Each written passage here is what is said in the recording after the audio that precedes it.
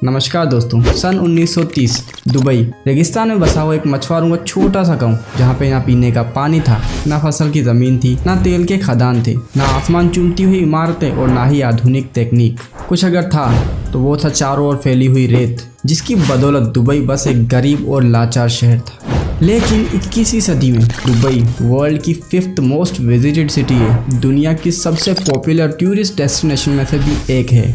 इतना ही नहीं, ये शहर पूरी ही दुनिया में अपने स्काई स्क्रीपर्स के लिए भी जाना जाता है और ये शहर दुनिया के सबसे अमीर शहरों में भी आता है, जिसकी जीडीपी अगर आपको नहीं पता तो बता दूं कि 467 बिलियन US$ की है। और दुबई यूनाइटेड अरब एम्पायर का एक लौता ऐसा शहर है जिसके ऑयल रिजर्व इसकी जीडीपी में बस 1% का कंट्रीब्यूट करते हैं। बस उस 1% को छोड़ के दुबई का total revenue trade, tourism and finance से आता है और इसीलिए हम सेफली ये कह सकते हैं कि दुबई बस अपने तेल की वजह से छाती नहीं पीटता, बल्कि ये वाकई एक डेवलप्ड सिटी है। लेकिन मछुआरों के एक छोटे से गांव से दुनिया के अमीर शहरों में दुबई का नाम आखिर आया कैसे?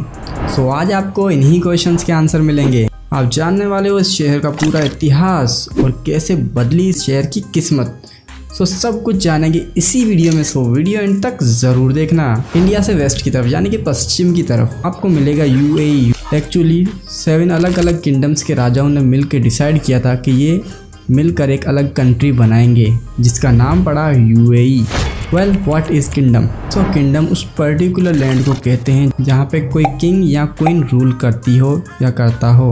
ये हैं वो 7 किंगडम जिससे मिलके बना UAE। देखिए, कई बार सिटीज़ और किंगडम्स के बीच में कन्फ्यूजन हो जाता है क्योंकि सिटीज़ और किंगडम्स के नाम सेम हैं। जैसे दुबई किंगडम है तो उसे एमिरेट्स ऑफ दुबई कहते हैं और इस एमिरेट्स ऑफ दुबई के अंदर सिटी ऑफ दुबई है। Same Emirates of Abu Dhabi में सिटी है अबू धाबी। और यही कुछ रीज़न है जिसकी वजह से आपको एक तरफ तो दुबई की पिक्चर्स कुछ ऐसी देखने को मिलती है तो एक तरफ आपको कुछ ऐसी देखने को मिलती है। देखिए, दुबई की जो स्ट्रेटेजिक लोकेशन थी वो बहुत ही अच्छी थी क्योंकि यहाँ पे दुबई नेचुरल क्रीक थी, लेकिन यहाँ पे बस छोटी छोटी नाव आती थी। इसीलिए शेख राशिद ने इस क्रीक को बड़ा करवाया ताकि यहाँ पे बड़ी बड़ी शिप्स भी आ सकें। इसीलिए इनके पास जो भी पैसा था इन्होंने इसी में लगा दिया और लोन भी लिया और ये काफ़ी बड़ा रिस्क था। ये जो कर रहे थे ये किसी की समझ में नहीं आ रहा था, इसीलिए इन्होंने काफ़ी बातें भी सुनी, लेकिन ये बहुत ही बड़ा सैंक्शन निकला जिसकी वजह से दुबई में अब बड़े बड़े शिप्स भी आने लगे थे, जिसकी वजह से दुबई की अब मार्केट भी बहुत ही अच्छी चलने लगी। शेख राशिद यहाँ पे भी नहीं रुके, इन्होंने दुबई एयरपोर्ट बनवाया। उसके अलावा इन्होंने इंफ्रास्ट्रक्चर पे भी काफ़ी ज़्यादा पैसा लगाया। फिर साल आया 1966 जिसमें दुबई की किस्मत चमकी क्योंकि दुबई में मिला ऑयल, लेकिन जितना भी निकला एज़ कम्पेयर टू उनकी नेबरिंग कंट्रीज उनसे बहुत ही कम निकला। शेख रशीद को पता था कि ऑयल मिल तो गया है लेकिन ज़्यादा दिन नहीं चलेगा, इसीलिए ऑयल से मिलने वाला पैसा भी उन्होंने दुबई के infrastructure, trade and tourism based economy बनाने में लगा दिया।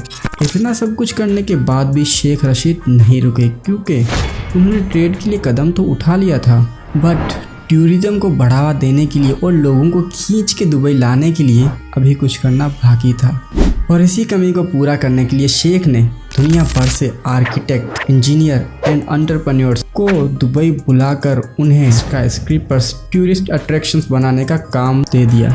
शेख रशीद का सपना था कि एक दिन दुनिया इस रेत में बसे शहर को आसमानों की बुलंदियों को चूमता हुआ देखेगी और आज कहीं ना कहीं उनका सपना पूरा होता हुआ हमें दिख रहा है। लेकिन अफसोस, इस सपने को पूरा होने से पहले ही शेख रशीद दुबई को अपने बेटे के हाथ में सौंप कर चले गए। उनके बेटे जिसने दुबई की रेत पे दुबई के विजन को एक नए जुनून के साथ पूरा करने की ठान ली और इसी साल दुबई में एक लौता 7 स्टार बुर्ज अल अरब होटल की शुरुआत हुई, जो कि एक मैन मेड आइलैंड पे खड़ा था, जिसे देखने और इसकी लग्जरियस एंजॉय करने दुनिया भर से मिलीनियर्स और बिलीनियर्स आए। फिर 2001 में $12 बिलियन लगा के दुनिया को एक मैन मेड आइलैंड दिया, पाम जुमेरा, और दुनिया को ये दिखा दिया कि दुबई अब कामयाबी की दौड़ में नहीं रुकेगा। फिर 2008 में दुबई मॉल बना जिसमें हर साल 80 मिलियन लोगों का आना जाना हुआ।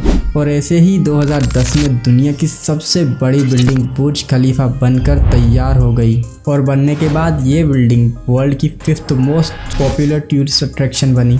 साथ ही दुबई ने रेत में मिरेकल गार्डन बनाकर रेत में फूल उगा दिए, वो भी पूरे 44 मिलियन फूल। दुबई से मिलने वाली एक रिपोर्ट के मुताबिक सन 2016 में यहाँ पे 15 मिलियन विजिटर आए जिन्होंने 13 बिलियन उड़ाए। आप खुद ही सोचिए कि एक कंट्री कैसे टूरिस्ट अट्रैक्शन से पैसे नहीं बल्कि पैसों की गड्डियाँ छापने लगी। जहाँ दुबई में 80 to 90% लोग 200 अलग अलग कंट्रीज से आते हैं, जिसमें से 65% population India, Pakistan, Bangladesh, Nepal and Philippines की है। अब अपनी इकॉनमी को और भी बढ़ाने के लिए दुबई ने बड़े बड़े फ्यूचर प्रोजेक्ट्स पे काम करना भी शुरू कर दिया है, जैसे कि Dubai under water high speed train जो कि लोगों को दुबई से मुंबई जस्ट 2 घंटों में पहुंचा देगी। ज़रा सोचिए कि इस प्रोजेक्ट के बनने के बाद दुबई बस एक ट्रेन राइड दूर होगा मुंबई से।